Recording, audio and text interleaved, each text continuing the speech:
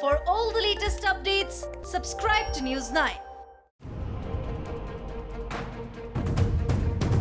The Trump administration has said that it won't join the World Health Organization in developing and distributing COVID-19 vaccine.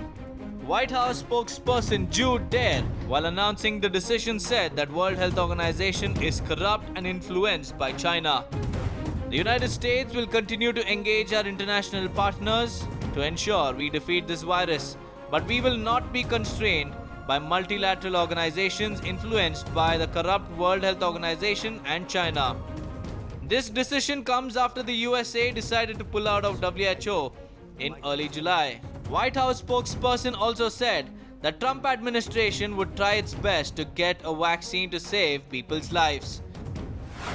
This president will spare no expense to ensure that any new vaccine maintains our own Food and Drug Administration's gold standard for safety and efficacy, is thoroughly tested and saves lives. Republican Ami Bera has criticized the Trump administration decision and said that it would hamper country's fight against COVID-19. A short-sighted decision by the admin that will further hamper our ability to end this pandemic. Joining COVAX is a simple measure to guarantee US access to a vaccine, no matter who develops it first. This go-it-alone approach leaves America at risk of not getting a vaccine. Ami Bera also said that Trump administration's decision would affect the US's relationship with other countries.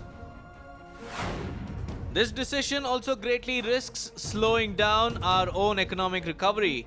We live in an interconnected world. Our economy will not return to full steam if countries around the world, including our allies and trading partners, are not vaccinated and still fighting the virus. COVAX is the Coalition for Epidemic Preparedness Innovations and Gavi, led by World Health Organization. COVAX aims to procure 2 billion doses of potential COVID-19 vaccine by the end of 2021 and distribute them worldwide. More than 170 countries are in talks to participate in COVID-19 vaccine's Global Access Facility. Trump had said that World Health Organization needs to reform itself and also alleged that it is heavily influenced by China.